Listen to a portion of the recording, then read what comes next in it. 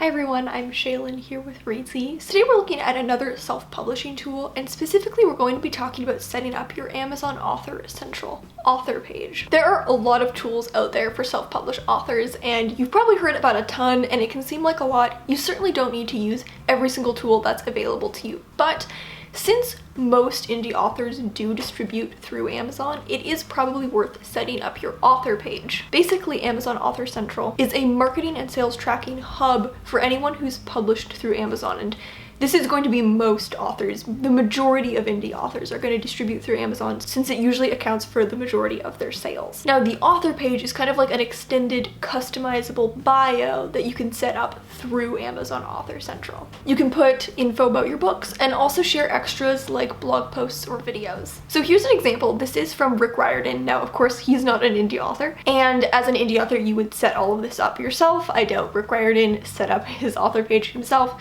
but it is a great example of an author page, and as an indie author, yours would basically have the same components. So let's start with setting up an Amazon Author Central account. It's pretty darn easy. So first you just go to authorcentral.amazon.com and click join now. It's fairly intuitive. And then you log in with your KDP account. If you self-publish through Amazon, you should already have one, but if you don't have one, you can either make one now or you can just sign in with a regular Amazon account. Then you enter your author name. So this is the name that shows up on your book. So if you're published under a pen name, you'll want to enter your pen name. If you write under multiple pen names, you can add those books as well. We'll talk about how to manage multiple pen names a bit later on in the video. Once you've searched for your books, you can claim them so that Amazon knows that those books belong to you as an author. If they don't show up, then you'll have to contact Amazon directly. Once you've claimed a book, then you just verify your account and you can start setting up your author page. So what should go on your author page? First of all, I think fairly obviously is a bio. Bios are notoriously hard to write. Us authors will write like a 7-book epic series and then be completely stalled and just stumped on how to write like a 100-word bio about ourselves. But if you're not sure how to write a bio, it's definitely worth just reading a bunch of author bios, see what approach they take to kind of familiarize yourself with the format. So here's a great example. This is V.E. Schwab's bio. Victoria V.E. Schwab is the #1 New York Times bestselling author of more than a dozen books, including the acclaimed Shades of Magic series, This Savage Song, Our Dark Duet, City of Ghosts, and Vicious. Her work has received critical acclaim and has been featured in the New York Times, Entertainment Weekly, Washington Post, and more. When she's not haunting Paris streets or trudging up English hillsides, she lives in Nashville and is usually tucked in the corner of a coffee shop dreaming up monsters. This is a great bio because it introduces her work as well as her professional achievements, and then it also just has like a nice, cute personal touch at the end. If you're earlier in your career and you don't have a ton of titles you can list or really a bunch of, accolades you can mention, then it's okay to lean more into that personal side, talk about where you live, something interesting about yourself. We have an entire video on author bios that I'll leave a link to. I know that they can really be kind of weird to write. It's really weird to write about yourself in the third person, but once you've written a draft of an author bio, you can kind of just use that same one over and over and just like adjust it and tweak it depending on where you're using it or if the details change. I basically have the same author bio that I use over and over. It was kind of a pain to write the first time, but once I had that kind of base, it's been really easy since then. It's also worth noting that if you add a link to your bio, like a link to a social media profile or a website,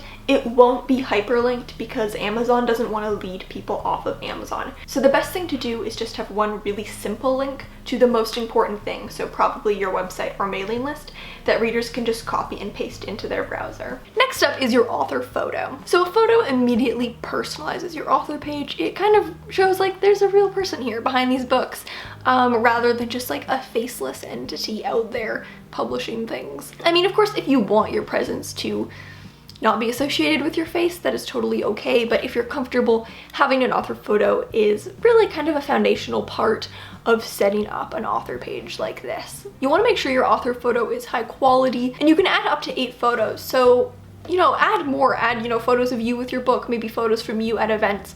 You probably want them to be, professional and related to your author brand, probably not have one from you like on a night out or something. Or you can include photos that somehow like fit into your book. So if you write historical romance or historical fantasy and you have a photo of yourself at a Renaissance fair, that would be a really cool thing to include. Next up is blog posts and videos. These are both set under specific sections. They're fairly easy to add, so if you have blog posts or videos videos that you can add, it's definitely worth going through the couple minutes it takes to add them. So let's start with blog posts. To add blog posts, you're just going to select add blogs under the blog heading, and you're going to add the RSS address for your blog, so not the URL, and then just click add. From then on, your new blog post will appear under the updates heading. Next up is videos. So here under add blogs, you're going to select video, click browse, and upload the video that you want to upload. Be prepared, this uploading process can take a while. Again, you want these videos to be related to your author brand or your book, so if you have a book trailer, this would be the place to add it.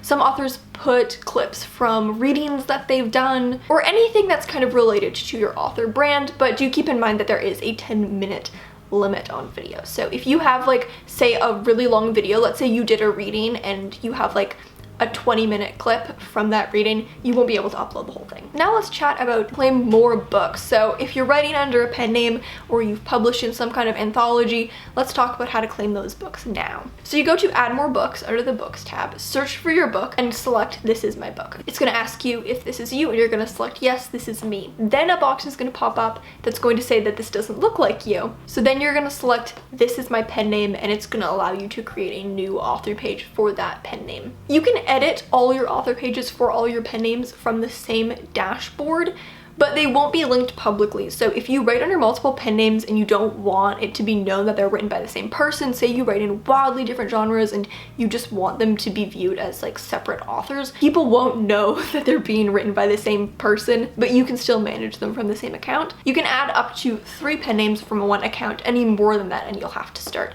working from a new account. And then if you've co-authored something or you were in an anthology, you can add that just as you would a regular book, as long as you are listed as one of the authors. If not, you'd have to contact Amazon directly to get that sorted out. Next up is to add reviews. So the editorial review feature allows you to post snippets of reviews directly to your author page.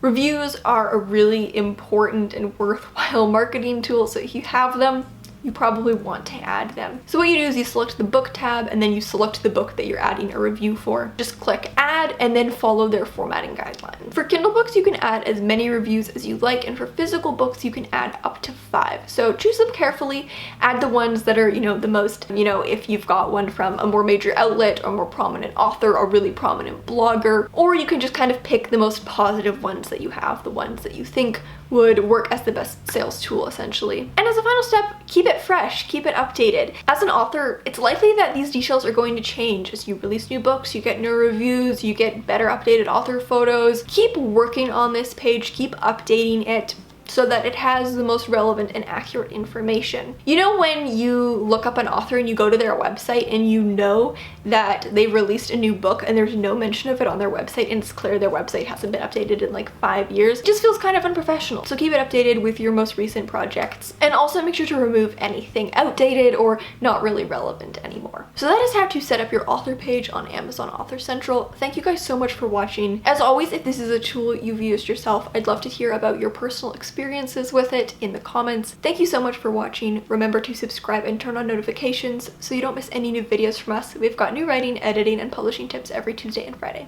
Until next time, bye.